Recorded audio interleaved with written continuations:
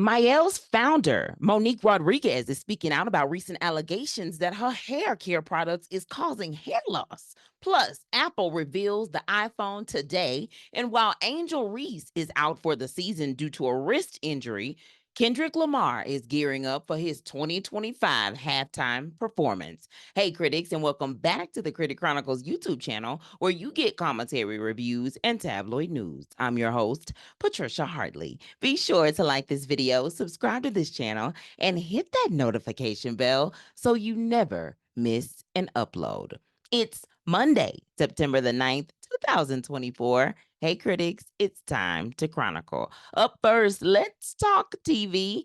Let's talk the Tamron Hall show first. You know, she's going into season 6. She's already done her thing in terms of her opening season, had all of the gospel greats on there, including Kirk Franklin. I think it was Erica Campbell who opened up as well. There's some interviews as well over on the YouTube channel for Tamron Hall. Be sure to check that out. On today, Chloe Bailey, she's talking her sophomore album, Trouble in Paradise, and also her role in the limited series Fight Night, the $1 Million Heist. And then on Friday, Tamron Hall will have Sanaya Lathan as well as Anjanou Ellis. They're going to be on the show talking about the Hulu film, The Supremes at Earl's All You Can Eat. I also saw that Sanaya recently was interviewed, and she was talking about her sobriety journey. And I just want to congratulate her and give her a shout out, as well as Black China. She's another one. She is on her sobriety journey. She's going into, I believe it's year 2. And she posted actually a photo of her and her mom on her Instagram of her 1 year sobriety journey as well. And now she's going to get ready to celebrate number 2. So shout out to her and to anybody who is on that journey. Just always remember one day at a time. Jennifer Hudson, she got some folks that's going to be stopping by as well. Now, these could also be some reruns because Jennifer Hudson, as well as Sherry Shepherd, while they're going into season 3, they might still have some reruns going on, but they will be back. I believe it is sometime this month here in September. All right. On Monday, Snoop Dogg is going to be stopping by to talk about a new movie called Underdogs. On Tuesday, Cher is going to be stopping by the show. Okay. On Wednesday, Magic Johnson and Nicole Avant is going to be there. And then on Friday, Zendaya, she's going to be chatting about playing a tennis coach in her new feature film, Challengers.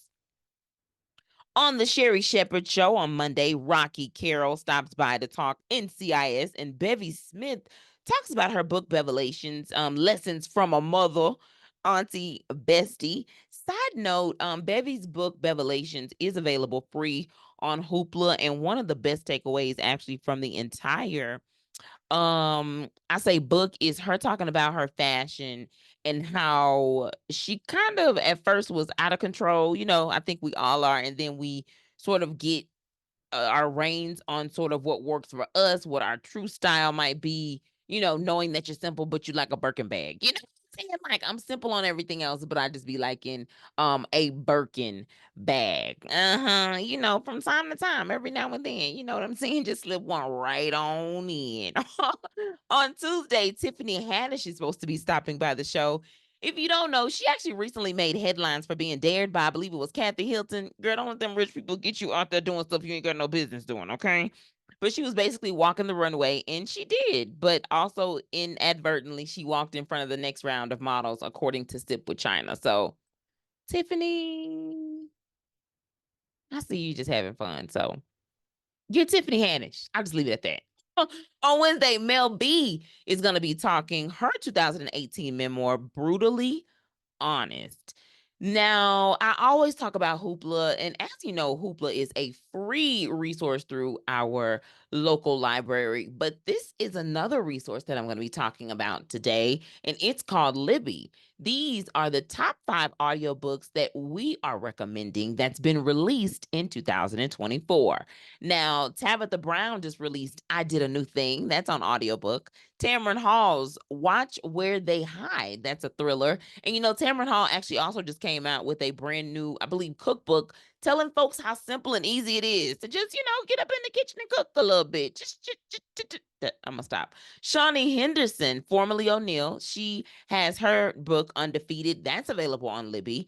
James McBride, The Heaven and Earth Grocery Store. That's a New York Times bestseller. That's available on Libby, as well as Darius Ruckus. I only want to be with you. Hootie and the Blowfish lead singer.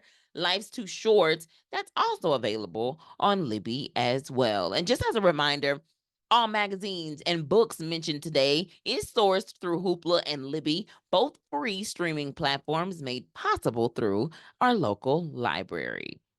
Did you know that September is National Library Card Sign Up Month? Yes, it is.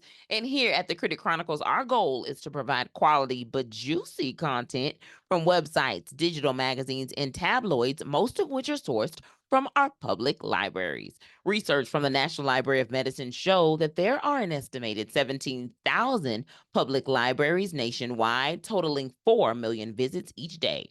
Public libraries are civic organizations that are committed to providing invaluable resources beyond books that are free and open to the public. Get your library card to access thousands of resources today. All right, critics, you know what time it is. It's time for critical news you can use. Wanting to just say rest in peace to rapper Rich Homie Quan, who passed away from a reported overdose after his girlfriend found him unresponsive on their living room couch. His hits include Type of Way, Make Me Feel Some Type of Way, Flex, Walk Through, Blah, Blah, Blah, and Differences. The rapper was only 34 years old. And Sky Jackson, she is more, it's looking more like positive news for her. She's not going to be charged after the domestic battery arrest that she had there with her boyfriend. The report continues that the DA determined very quickly that there should be no charges of any kind, and Sky looks forward to putting this behind her. I'm so glad to hear about this positive outcome. Okay, Sky. Well, congratulations on the fact that you are expecting. I wonder how you was gonna reveal it to us if it wasn't revealed this way. Like, did you have something planned? Was your plans ruined just because of this incident? We wanna know. And what we also want to know is, well, I want to just give a congratulations first before I get too deep into it. Kendrick Lamar, he set y'all to headline the 2025 Super Bowl halftime show. CNN, NBC News, The Shade Room, TMZ, Kendrick Lamar's Instagram, everybody, all the outlets are basically reporting that Kendrick Lamar is going to be headlining this 2025 Super Bowl halftime show. And while it was announced, the Super Bowl is set to take place on February the 9th, 2025 in New Orleans, baby. And it's gonna air on Fox. I know my New Orleans accent is terrible, so I will stop. Judge me, feel free. I don't blame you. That's why I won't do it no more. It looks like Master P though, y'all. For some reason, he thinks that Lil Wayne should be a part of the performance, and I don't know why I sounded like it was a question. It's obvious, y'all. If it's going to be in the city of New Orleans, that's probably why. Because we all know that Lil Wayne is from New Orleans, and New Orleans is basically Lil Wayne City in a sense, right? Especially to outsiders. Now, when you go into these cities, where these people be from, you'll know how the folks feel for real, right? But that's when you get the true inside, is when you get the city themselves telling you. But I will say that when it comes to the city of New Orleans, I can hear what Master P has to, why he may have spoken out to say that. There's also still time, for a collab. If Kendrick determines that he wants to do some sort of a collab, maybe with um Lil Wayne, time will definitely tell. And side note, let me just give a congrats to my fellow Texan, Selena Gomez. She reportedly became a billionaire due to, get this, a few things, more like about 6 or 7: acting, startups, music tours, okay, brand deals, excuse me, and also her beauty brand called Rare Beauty. Now, the most of it is actually came from her rare beauty business at $1.1 billion, according to boardroom.com. Congratulations on entering into a different lane, honey. You go, girl. I know people don't say that no more, but I'm gonna bring it back. Bring it back. Bring it back. Bring it back. And congratulations, Natasha Rothwell. She's going to be playing the role of Reese Tisa. Technically, I know, Natasha, you are out there promoting something else, but I had to just go ahead and put that out there in the forefront. So now let me just go ahead and read what I actually have, right? MSN.com reports that Insecure actress Natasha Rothwell is set to play Reese Tisa, the woman who went viral, y'all remember, for the 52-part TikTok series, Who TF Did I Marry? Side note, this also sparked I think positivity for folks on TikTok because or at TikTok because they've been trying or had in the past been trying to get users of the platform to see the ability to do like long form stories. So this gives folks an example. And maybe folks was doing long form stories before, but this is, I think, one of the most viral long form stories probably in the history right now of social media. Am I tripping? Anyway, Risa Tisa also announced on her Instagram platform from Variety reposting that it looked like, confirming that she will be getting a TV adaptation based off of that TikTok series that she gave us. While Natasha is best known for her role as Kelly in Insecure, in this series, she will not only be the lead role of Risa Tisa, but also the executive producer. In the series, Risa Tisa shares how she unknowingly married a man who deceived her about nearly every aspect of his life, y'all, including his job, family, friends, finances. And I'm looking forward to the release of the series in the future. Now, the critics and fans really seem to call for this TV series in this case. So that's kind of why it came up. If anybody's wondering, congrats again to Risa Tisa. And speaking of Natasha Rothwell, she has a spread there on page 57 of Time Magazine, the September the 16th issue, and it talks about how Natasha moves from beloved sort of supporting roles to center stage in a deeply personal brand new comedy series. Now, the name of this series is called How to Die Alone, where Natasha plays the character Melissa. You may have seen some of the commercials. It's a self-conscious, self-sabotaging airport worker who has a brush with death during a lonely 35th birthday that basically changed it. It lands her in the hospital and it basically changes her life. Because I think the lady she sit next to is kind of like, girl, I don't know what you worry about and why folks think what they think. Don't be worried about what folks think. Girl, live your life. So live your life. Oh. That's basically what the lady told her. Now, the show premieres on Hulu September the 13th. This is a special show also, y'all, because Natasha also created, wrote, directed, and is acting in the series. Girl, come on, Natasha. You go, girl. You go, girl. And let's talk a little bit about the WNBA. Angel Reese. What a season. I know you're a rookie, but what a season in the WNBA. She shared that she actually is going to be out for the remainder of the season due to a wrist injury. In her post, she stated, I never would have imagined the last bucket of my rookie season would be a three, but maybe that was God saying, give them a taste of what they will be seeing more of in year two. Through it all, I have showed that I belong in this league, even when no one else believed. All I have ever wanted was to come into the W and make an impact. And that's just half of what she said. Now, I will say that she did release a video just sort of revealing to us that it does look like she will have to have surgery on her wrist. Congratulations, though, Angel, on being the top rebounder of the entire WNBA as of right now, I believe it is. If that's not the case, I'll make that correction in the future. But either way, Angel Reese, get well soon. Speaking of WNBA, y'all, back in July 2023, I don't know if y'all remember, but WNBA announced their official partnership with Mielle, which is a Black-owned female textured hair company owned by Monique Rodriguez. Now, the company began on the back of one product, according to the website, and that product was called Advanced Hair Formula. It was a unique proprietary blend of herbs, amino acids, and minerals to support hair, healthy skin, as well as nails and the immune system. Now, all of these products was said to be all natural products. The Shade Room, however, is reporting that all over TikTok, several Black women have alleged that Mielle is the reason that they are losing their hair, coupled with the fact that the company is being hit with a lawsuit violating Prop 65 and not disclosing that they have a cancer causing chemical in their products. And while there is no credible reports of the active lawsuit, it did cause, it looks like, the founder to speak out. And I want us to go ahead and take a listen to this. Those that know me. Those that don't, it is Monique Rodriguez. I am the founder and CEO of Mielle Organics. I wanted to take a quick moment to connect with all of you all, our amazing community.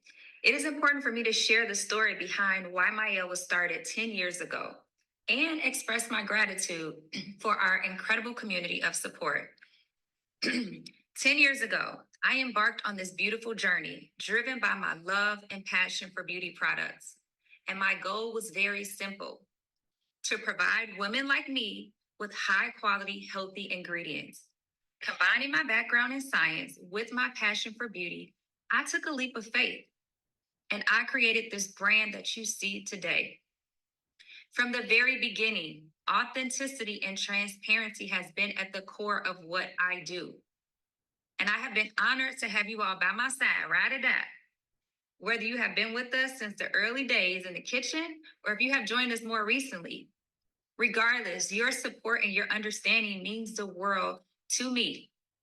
Over the years, we have had the privilege of serving millions of customers who have experienced wonderful results using our products. And you know what?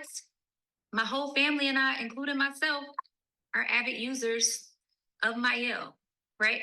Use this oil every day because we believe in the power of our products. So when I made the decision to partner with P&G, it was driven by my vision to take Mielle to new heights and become a global beauty brand. That vision remains as strong as ever today. And so I am so grateful for the opportunities that this partnership has brought us. This partnership has allowed us to expand our reach and make a positive impact in the world.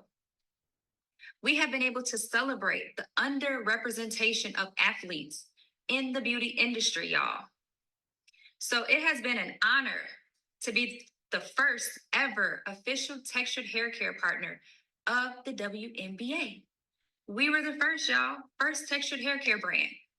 And we have been privileged to sign some of the world's most talented women basketball players.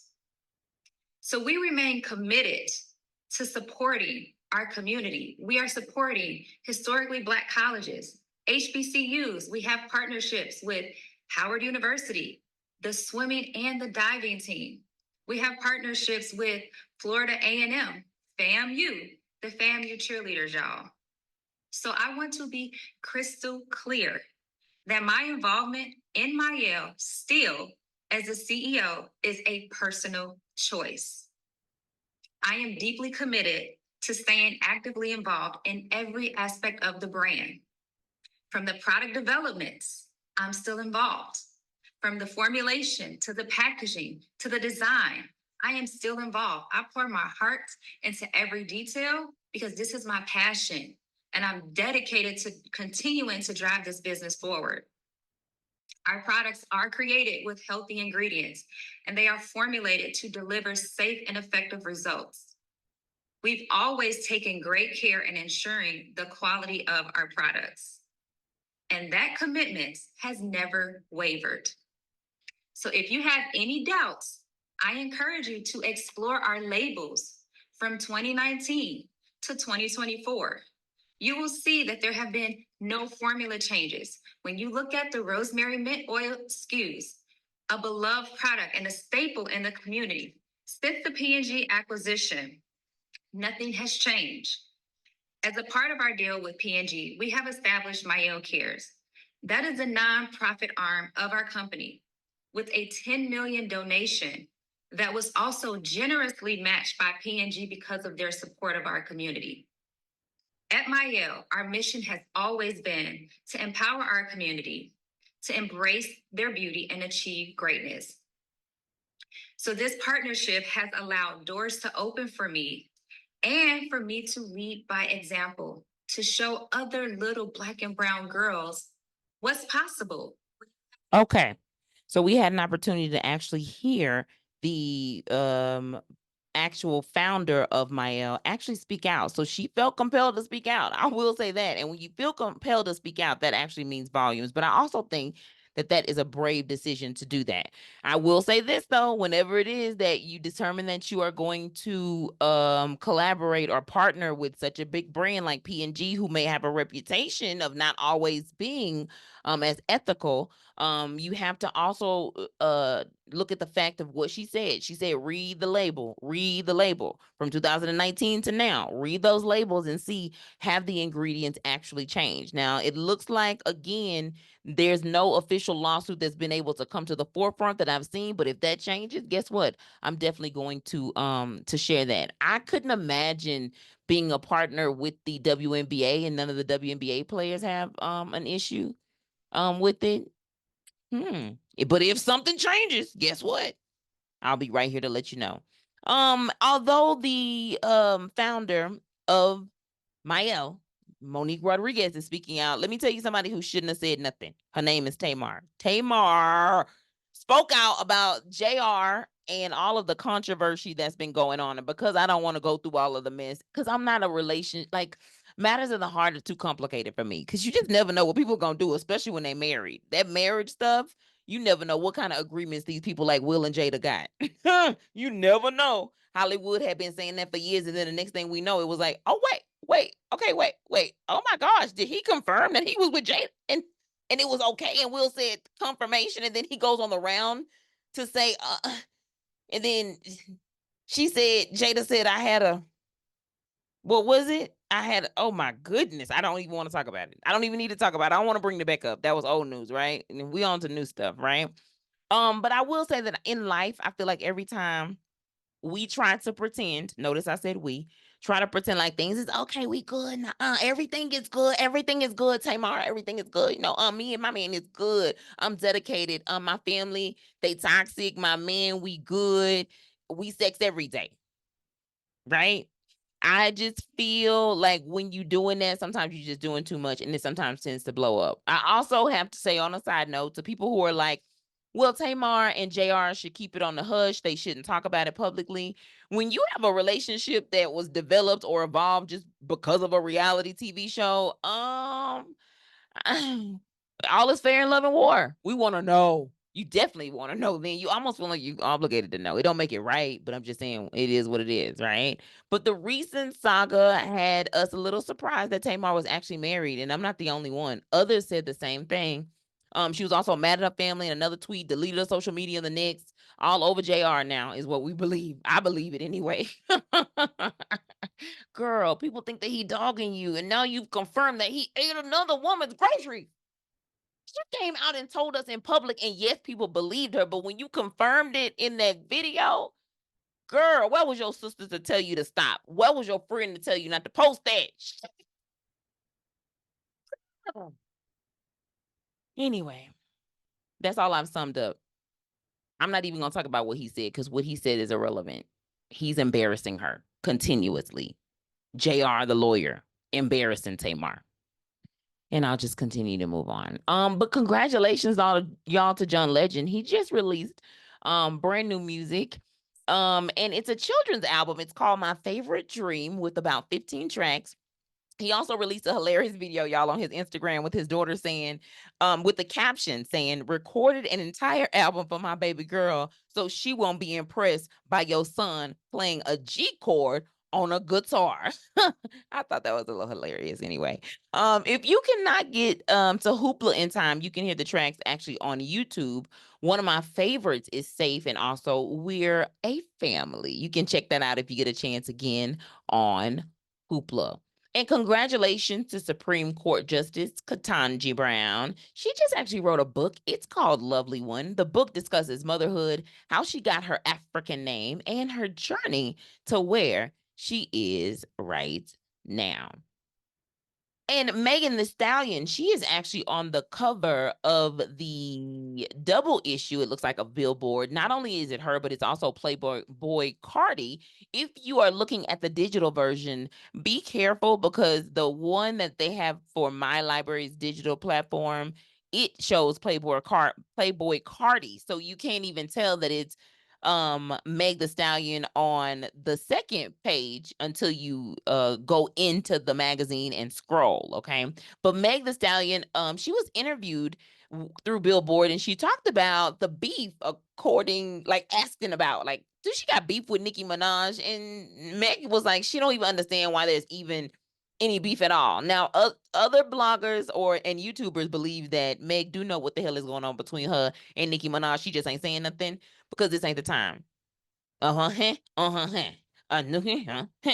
Now, while some of the folks do believe that, oh no, this is what I wanted to say, y'all. It looks like Megan wants to do a collaboration, particularly with Taylor Swift. Now, if you remember back in, I don't know if I can't remember what episode it was at this point. But I will say this. I know that people act like they don't want a Grammy, and I'm not gonna say Nicki wants a Grammy, but I think that Nicki Minaj needs to collaborate with somebody like Billie Eilish, in order to truly, I think, solidify the Grammy that she wants. Now, I can say a little bit more when it comes to the whole Barbie movie and how I thought that Nicki should have been a little bit more maybe involved in that. I'm honestly not sure if people don't like the fact that Nicki Minaj is married to the guy that she's married to, and that's a part of the reasons why it's hindering some opportunities. I'm not sure if that's the case at all. I'm really not. But I will say, I did kind of wonder why Nikki, wasn't a little bit more involved with the Barbie movie, and even, yes, even as it pertains to some kind of a, you know, I don't know, what do they call them when you come on to the movie? Um, a cameo, yeah. So if a cameo, right? I'm surprised that she didn't actually have a cameo in the Barbie movie. So anyway, well, moving right along to something else. Oh yes, and Megan Thee Stallion is actually going to be hosting the MTV VMAs. That's going to be coming on September the 11th. And speaking of dates, let's talk about today. The iPhone 16 reveal is supposed to be happening, and the official release of the phone is going to be on September the 20th, and it's supposed, according to cnet.com, a live stream is supposed to be available on Apple site and or YouTube as well, as the Apple TV app. Side note though, they say that more folks are switching to Androids now more than ever. Hmm. At one point in time, though, in my life, y'all, I had a Droid phone and just an iPad, and I still felt I was connected to the iWorld without the responsibilities of the iPhone. You know what I'm saying? You can still do the same thing on your iPad that you can do like on your iPhone. You just either have to have your um internet with you, or you just connect to the Wi-Fi at the house. So yeah, that's what makes it easy. I really loved having the iPad. I really did. I still live by the iPad probably. I'm on my iPad probably. I am more on my phone more than anything else. Now, too much information, but just had to share that with y'all. This was also before I got into podcasting as well, right? That's I didn't have an iPhone until I kind of got into the podcasting space. And it's just a little bit better for a lot of the programs that's used for podcasting, to be honest with you. A lot of the Apple devices are. Um and congratulations, moving right along to Ricky Smiley. His brand new book, Sideshow, is going to be available on Libby once it's released on September the 17th. It's called Sideshow. I talked about the book on the June 16th episode. The book will discuss the journey that Ricky Smiley has had thus far since the death of his son, who passed away from addiction. How he holds basically good with the grief is how it was explained. Now there are a few folks feeling the grief publicly. I think in the culture, like in general, I think especially when it comes to like the recent death of Rich Homie Quan. You also got the Braxtons that have come back out and they're dealing with the death of their sister Tracy. And people having so many mixed feelings about that and how that's being aired out. And if Tracy didn't want her funeral, public, then why would we think, to be honest, that they would want to her, well, why she would allow them to show video during this time of her healing or going through chemotherapy in order to what we were hoping to heal to continue to be here with us.